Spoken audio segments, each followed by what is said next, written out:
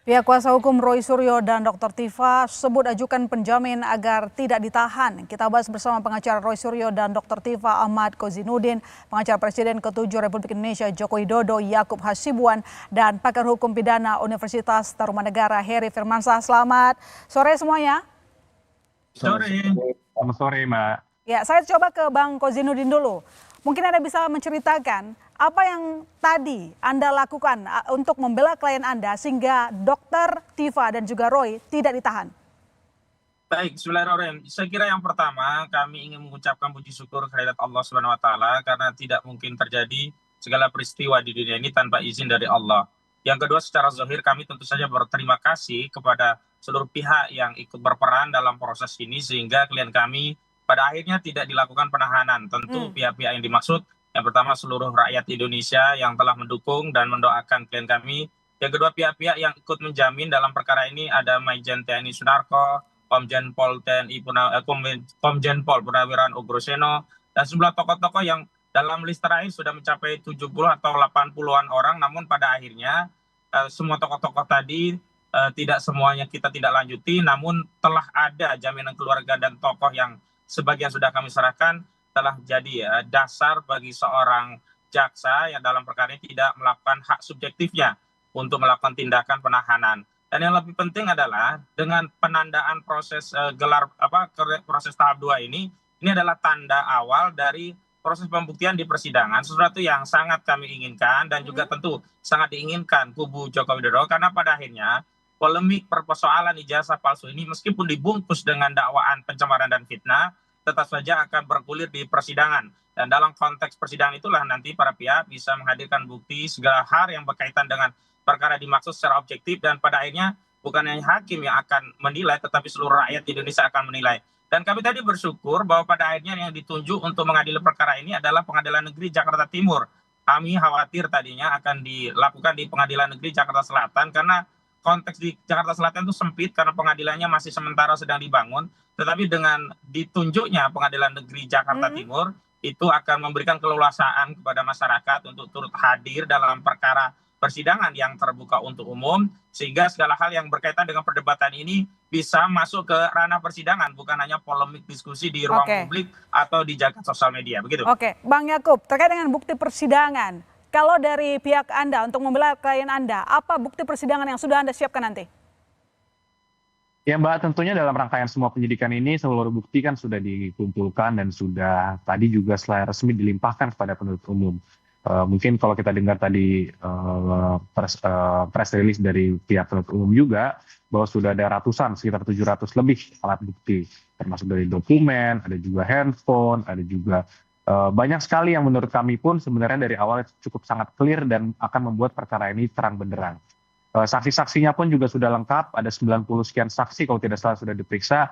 Bayangkan saja dari kawan-kawan Pak Jokowi, dari mungkin dulu dokumen-dokumen juga yang pada saat perkuliahan, ada juga saksi-saksi bukan hanya dari UGM, dan banyak sekali yang nanti akan disampaikan di persidangan. Makanya kami rasa tadi sangat baik juga ini segera dilimpahkan, dan ada juga statement bahwa karena ini perkara sudah menyita waktu yang cukup lama, kemudian juga menjadi perhatian publik, maka diprioritaskan agar disidangkan secepatnya agar dapat mendapatkan kepastian hukum. Jadi kami juga berharap perkara ini dapat segera disidangkan mungkin dalam 1-2 minggu ke depan. Ya, apakah dapat dipastikan Pak Jokowi nanti bakalan hadir di persidangan? Ya, sesuai komitmen awal Pak Jokowi sampai sekarang masih berkomitmen untuk tetap hadir di persidangan untuk kemudian menunjukkan bukan hanya ijazah yang dipermasalahkan, Mbak, tapi beliau akan menunjukkan ijazah dari SD, SMP, dan SMA itu. Oke, baik. Coba saya ke Bang Kozinudin dulu sebelum saya ke Mas Heri. Bang Kozinudin, saat penangkapan Mas Roy dan juga Dr. Tifa, di situ ada keberatan dari pihak pengacara yang mengatakan harusnya tidak demikian perlakuannya. Jadi ketika penangguhan penahanan ini diiakan oleh kejaksaan, apakah Anda melihat bahwa karena ada penjaminan atau sebenarnya dari awal pihak kejaksaan melihat bahwa tidak seharusnya mereka ditahan?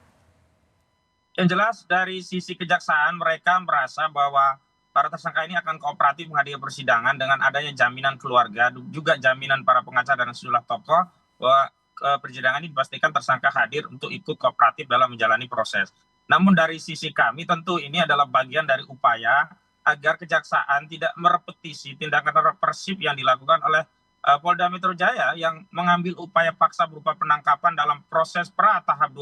Padahal untuk tahap 2 tentu kita semua tahu ada mekanisme yang bisa ditempuh melalui pemanggilan, bukan melalui penangkapan. Dan kami membaca sebenarnya ini adalah pesan dari Solo agar klien kami menyerah. Kenapa? Karena pada proses tahap 2 ini sudah ada tawaran dari jaksa untuk meminta maaf, untuk berdamai dengan Joko Widodo. Tapi jawaban klien kami tegas, tidak meminta maaf karena tidak ada kesalahan dilakukan dalam proses penelitian. Bang Kojinuddin, Tidak akan sebentar, berdamai siapa karena dari tidak pihak ada siapa? perdamaian yang bisa dilakukan dengan ya.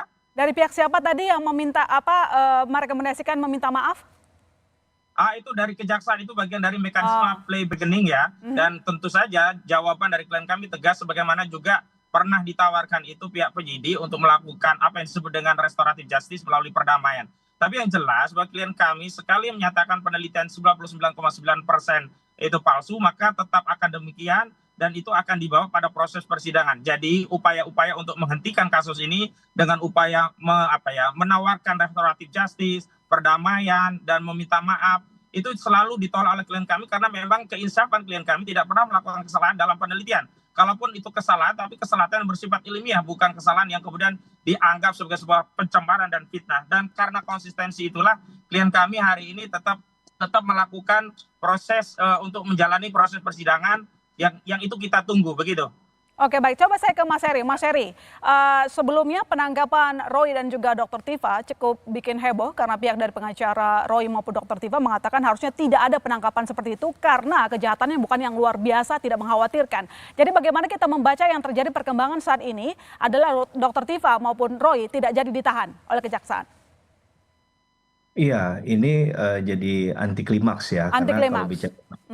kalau bicara penangkapan kan berarti ini ada upaya paksa yang memang dari awal dilakukan sesuai dengan ketentuan pasal 89 KUHP ya, Mbak Ilona, Undang-Undang 20 tahun 2025. Tapi dalam proses lanjutannya ternyata ketika tahap 1 kemudian berkas nyatakan lengkap, tinggal nanti menunggu tahap 2 penangguhan penahanan yang memang sudah diatur di dalam pasal 110 Undang-Undang KUHP yang baru itu ternyata diberikan oleh kejaksaan.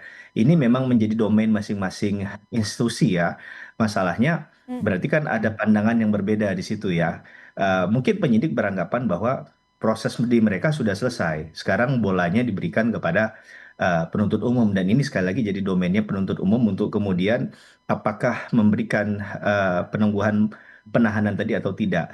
Yang penting syarat formalnya tercukupi ya. Ketika ada jaminan, entah itu bentuknya uang atau barang yang diajukan tidak hanya melalui tersangka atau terdakwa ataupun lewat kuasa hukumnya, tapi juga pihak di luar itu. Di mana ada konsekuensi yuridisnya juga, Mbak Ilona. Ketika terjadi misal katakanlah yang bersangkutan melarikan diri atau menghilangkan barang bukti, atau tadi sudah di prolog juga disampaikan oleh Kepala Kejaksaan Negeri Jakarta Selatan ya, katakanlah melakukan tindak pidana baru misalnya, itu juga bisa dilakukan penahanan, berarti bisa digugurkan. Jaksa bisa melakukan perlawanan terhadap penangguhan penahanan tadi. Yang penting sekarang adalah Bang Roy Suryo dan kawan-kawan, terutama yang dalam ini Mbak Tifa ya, dua orang inilah yang saya katakan yang harus berhati-hati untuk bicara di media, di publik ya, karena sekarang itu menjadi catatan dari penilaian jaksa. Karena tadi kan ini kan akan dibuat menjadi lebih smooth, apalagi ini tinggal selangkah lagi untuk masuk ke pengadilan sebenarnya. Saya rasa tidak ada halangan memang untuk kemudian proses ini berjalan. Tadi juga sudah disampaikan oleh tim kuasa hukumnya Bang Roy Suryo dan Mbak Tifa ya, bahwa ini akan kemudian dihadapi di proses persidangan. Kita tinggal menunggu pembuktiannya, karena bicara tentang pasal-pasal yang dipasang kemarin memang menarik ya, pasal 310, 311, kalau saya nggak salah ya, ada Undang-Undang ITE juga. Ini kan bicara tentang melihat bagaimana fitnah itu bisa terjadi dalam kasus ini, apakah memenuhi unsur delik dalam pencemaran nama baik terkait dengan dugaan ijazah palsunya. Apakah benar Bang Roy Suryo sebenarnya tahu itu asli tapi mengatakan tidak asli. Karena itu yang akan dinilai mungkin ya dalam konteks pencemaran nama baiknya. Sedangkan fitnah itu kan lebih kepada konteks yang disampaikan tidak benar, sedangkan kalau pencemaran nama baik tadi bisa saja benar atau tidak benar tapi merendahkan martabat seseorang. Nah ini menurut saya jadi pandangan yang akan menjadi fokus dalam pembuktian di persidangan. Ya, tadi harapannya dalam 1-2 minggu ini proses bisa berjalan, karena penangguhan penahanan itu kan tidak berarti kemudian menghentikan perkaranya. Kira-kira itu tanggapan dari saya, Mbak Ilona. Oke, Bang Kozinudin, apakah karena Anda juga yang membandingkan kasus dengan Sylvester, apakah itu juga tadi disampaikan kepada kejaksaan sehingga akhirnya dilakukan penangguhan penahanan terhadap Roy dan juga Dr. Tifa? Nanti dijawab, kami segera kembali saudara, tetap di Sapa Indonesia Malam.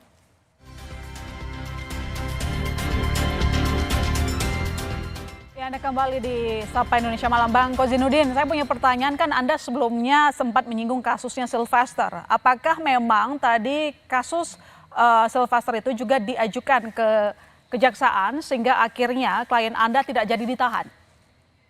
Secara formil memang itu tidak menjadi bagian dari pertimbangan Tidak dari jadi surat pertimbangan. permohonan penangguhan penahanan. Namun secara advokasi dan litigasi memang itu adalah hal yang selalu kami suarakan dalam berbagai advokasi non litigasi melalui diskusi media dan berbagai kesempatan. Kenapa? Karena kami menilai bahwa hukum itu harus adil, dan dalam konteks keadilan diantaranya adalah adanya persamaan kedudukan di muka hukum. Jadi yang sekarang Anda menilai tidak ada keadilan hukum begitu yang berlaku kepada Sylvester maupun kepada klien Anda? Tidak, maksudnya dengan menyampaikan itu akhirnya hari ini ada semacam perlakuan yang setidaknya sama, dalam pengertian kalau belum bisa mengeksekusi Sylvester Matutina, maka klien kami jangan ditahan. Dan konteks itulah yang membuat diantaranya kejaksaan hari ini mungkin secara material mempertimbangkan untuk tidak melakukan penahanan, karena kalau demikian tetap ditahan maka akan kehilangan marwah hukum, seolah-olah hukum itu hanya untuk melayani kepentingan Jokowi, karena Sylvester Matutina itu adalah kubu daihatnya Joko Widodo begitu. Coba saya ke Bang Yakub. Kalau disandingkan dengan kasus Sylvester, apakah Anda melihat kasus Sylvester dengan kasus Roy maupun Dr. Tifa itu kondisi objektif dan subjektifnya setara? Ya Mbak, pertama kami harus apresiasi dulu para penyidik di pada Polda Metro Jaya yang sudah melakukan penangkapan dan penahanan. Karena itu semua sebenarnya sudah diatur dan sudah sesuai dengan syarat subjektif dan objektif dalam KUHP. Dan kami juga apresiasi juga kejaksaan juga yang memberikan penangguhan juga. Buat kami ini biasa saja, karena dari awal itu kami juga tidak pernah mendorong adanya penahanan. Namun kalau adanya penahanan pun selama sepanjang itu memenuhi syarat, ya kita oke saja. Karena dari awal kepentingan kami adalah satu, Mbak, ini cepat disidangkan. Sehingga kalau ini cepat disidangkan, klien kami dapat mendapatkan kepastian hukum dan juga mendapatkan suatu putusan sehingga ada kejelasan status mengenai ijazah ini. Namun yang menarik juga tadi disampaikan oleh dari kejaksaan tersebut, Pak Kajari menyampaikan juga bahwa sudah ada penjamin. Kemudian selain daripada penjamin ada juga pernyataan daripada para tersangka tersebut bahwa salah satunya itu tidak akan mengulangi perbuatan, menjaga keteduhan dan sebagainya. Nah ini menjadi menarik. Sebenarnya kami juga penasaran. Akan kita lihatlah beberapa waktu ke depan ini seperti apa para tersangka, apakah akan terus mencoba mengulangi dugaan perbuatan atau tidak. Karena kan bagaimanapun juga salah satu syarat objektifnya adalah itu, syarat subjektifnya adalah itu, kekhawatiran akan mengulangi perbuatan. Dan mungkin semua masyarakat bisa menilai beberapa bulan terakhir mungkin setiap hari mereka ada di TV. Namun ya buat kami kembali lagi, kehadiran di TV atau di media yang Anda maksud itulah yang membuat kemarin Dr. Tifa maupun dengan Roy Suryo wajar ditangkap, diamankan. Bukan, kalau itu tentunya sudah para penyidik tentunya memiliki pertimbangan yang cukup matang. Kami tidak tahu pertimbangannya karena itu adalah pertimbangan internal dari para penyidik. Namun apapun itu, Mbak, secara normatif pun jika seseorang tersangka yang sudah disangka melakukan suatu tindak pidana, kemudian terus mencoba mengulangi hal tersebut, tentunya itu kan menjadi pertimbangan juga. Tapi disandingkan oleh Bang Kozinudin, kasus Mas Roy dan juga Dr. Tifa dengan kasus Sylvester. Kenapa ada perlakuan yang berbeda? Itu tadi kata Mas Kozinudin bilang. Tanggapan Anda gimana? Tentunya kami tidak mau masuk ke arena tersebut karena kami juga bukan merupakan kuasa hukum Bang Sylvester, dan kami juga saya tahu bahwa kasusnya deliknya juga berbeda, pasal berbeda, jadi mungkin tidak apple to apple untuk kita diskusikan. Tapi yang jelas kami yakin juga para rekan-rekan penegak hukum dari kejaksaan tersebut juga mengambil suatu keputusan cukup besar ini untuk memberi penangguhan ini juga telah memiliki pertimbangan yang cukup matang, dan kami sangat menghormati itu, Mbak. Oke, baik. Mas Heri, kalau kita sandingkan di dua kasus yang disampaikan oleh Bang Kozinudin tadi, apakah memang kasus Sylvester dan juga kasus Roy maupun Dr. Tifa itu kondisinya objektif dan subjektifnya setara, jadi bisa disandingkan soal perlakuan hukumnya, Mas Heri? Kalau kita bicara subjektivitas dan objektivitas, tentu kembali ke Kitab Undang-Undang Hukum Acara Pidana kita ya. Pasal kalau penahanan itu ada di pasal 99, pasal 100, Mbak Ilona. Hmm, Bahwa dalam konteks orang itu misal kenapa ditahan, sekarang kan nggak ada sebenarnya subjektivitas, lebih kepada objektivitas. Misalnya melarikan diri, ada kata berupaya melarikan diri. hmm, Menghilangkan barang bukti, ada kata berupaya menghilangkan barang bukti. Jadi kalau dia dianggap katakanlah ingin melarikan diri, dia misalnya ngambil uang dalam jumlah besar kemudian beli tiket. Nah, itu ada tendensi dia akan melarikan diri. Nah, sekarang ini yang sebenarnya diusung dalam Kitab Undang Hukum Acara Pidana adalah demikian. Maka penilaian tadi ini harusnya objektif. Kalau dalam konteksnya Bang Sylvester ini kan malah lebih kepada level yang lebih tinggi lagi kan.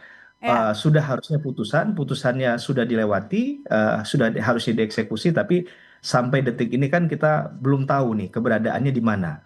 Nah, ini kan yang menjadi pertanyaan besar dari publik. Berbeda dengan kasus ini yang memang sedang running, sedang berjalan. Proses pembuktiannya bahkan belum sampai ke persidangan, masih pelimpahan di kejaksaan. Jadi ini dalam konteks kasus secara proses memang berbeda, tapi malah catatannya lebih berat kepada kalau kita mau jujur ya di kasusnya Bang Sylvester, karena ini bicara tentang eksekusi putusan, ini kan bicara tentang katakanlah penghormatan terhadap putusan yang oke. sudah dibuat oleh hakim kan. Hmm, Ketika itu sudah tidak ada upaya hukum lagi, maka tinggal dieksekusi saja. Nah, ketika dalam konteks pidana, pelaksanaan pidananya tidak dilakukan, maka hukum pidananya bisa dipertanyakan ini sejauh mana dia memberikan katakanlah menjaga marwahnya hukum pidana tadi. Nah, ini bisa ditanyakan kepada yang melakukan yang seharusnya melakukan oke. eksekusi sampai ini belum ada kabar beritanya. Jadi secara proses berbeda, tapi sebenarnya penekanannya kalau di kasus Bang Sylvester harusnya tinggal dieksekusikan. Kesepakatan dari perdebatan di kasus Bang Sylvester adalah demikian. Yang Oke. saya dengar ya begitu Mbak Ilona. Baik, saya ke Bang Yakub. Bang Yakub, jadi kalau tadi Anda mengatakan Pak Jokowi akan siap hadir di pengadilan, maka siapa lagi yang nanti akan hadir dalam persidangan selain Pak Jokowi? Ya tentunya kalau dari pihak kami kuasa hukum Pak Jokowi dan Pak Jokowi selaku korban, Mbak. Jadi kalau dari Hmm, pihak kami tentunya ya Pak Jokowi. Namun saya yakin juga bahwa para penyidik yang nantinya adalah penuntut umum yang akan mewakili kepentingan korban di persidangan sudah memiliki list saksi-saksi yang akan dihadirkan untuk membuktikan adanya tindak pidana tersebut. Dan dari pihak Mas Roy Suryo dan para tersangka pun juga memiliki hak untuk menghadirkan saksi adik charge nanti. Dan itu hmm, ya mari kita ikuti saja, kita lihat karena kami yakin dan percaya bahwa semua tuduhan ini sangat berdasar karena keaslian ijazah Pak Jokowi sebenarnya ini sudah hmm. selesai. Pada saat UGM juga menyatakan itu sudah asli dan Barreskrim juga sudah menghentikan Ya. penyelidikan atas dugaan pemalsuan dari Pak Jokowi. Bang Kozinudin, jadi Anda dan klien Anda punya kejutan apa di persidangan nanti sehingga membuktikan dugaan Anda terkait dengan ijazah Pak Jokowi selama ini? Yang pertama kejutannya bukan dari kami, kejutannya justru kami peroleh dari Kejaksaan Negeri Jakarta Selatan. Mhm. Karena tadi pada saat pelimpahan kami mendapatkan informasi resmi bahwa yang dilimpahkan itu hanyalah pelimpahan berkas yang atas nama pelapor Saudara Joko Widodo. Sementara 3 pelapor yang lainnya, Andri Kurniawan, Lecumanan, dan Mart Samuel Siuken, itu digugurkan. Selama ini kan 3 pelapor ini merasa punya kepentingan, merasa punya legal standing, merasa punya kiprah terhadap ijazah sehingga seolah-olah ikut marwahnya terhina sehina-hinanya, direndahkan sederhananya sehingga ikut melapor. Dan tadi justru kejaksaan menyatakan bahwa dalam proses tahap 2 tadi yang lainnya digugurkan. Jadi ini kejutannya adalah akhirnya nanti menjadi pertarungan atau perang terbuka secara hukum, fokusnya antara Roy Suryo dengan Joko Widodo. Tidak ada lagi termul-termul lainnya yang ikut dalam perkara ini, sehingga selama ini yang kami duga mereka hanya meramaikan untuk suasana publik menjadi gaduh karena mereka punya narasi yang berbeda dengan Bung Yakub Hasibuan. Mereka yang selama ini minta ditahan, ditangkap, mau menduduki kejaksaan, mau membakar kejaksaan tinggi, itu yang membuat pembelahan di tengah-tengah anak bangsa. Dan dengan proses pengguguran laporan mereka, sehingga nanti pertarungannya lebih fair dan tidak ada lagi penahanan, kami mengibaratkan ini seperti pertarungan Haris Azhar Fatwa Maulidianti dengan saudara Luhut bin Sarpanjaitan yang sama-sama delik fitnah dan pencemaran dan sama-sama tidak ditahan. Maka kita tunggu sama-sama bahkan diadili di Pengadilan Negeri Jakarta Timur. Namun kita tunggu kalau sebelumnya Haris Azhar mampu menang melawan Luhut bin Sarpanjaitan, kami akan berusaha merepeti kemenangan itu dengan memenangkan Roy Suryo melawan saudara Joko Widodo. Begitu. Oke, terakhir Mas Heri, singkat saja. Jadi kira-kira persidangan ini akan berjalan memakan waktu berapa lama? Ya, sependek pengetahuan saya maksimal itu harusnya persidangan pidana adalah maksimal 6 bulan ya, Hmm. karena itu pasti ada catatan kalau memang melebihi. Karena kalau kita lihat dari kuantitas saksi tadi saja disebutkan ada 90-an dengan bukti yang hampir tadi kalau benar ya 700-an kalau saya tidak salah Hmm. mencatat itu.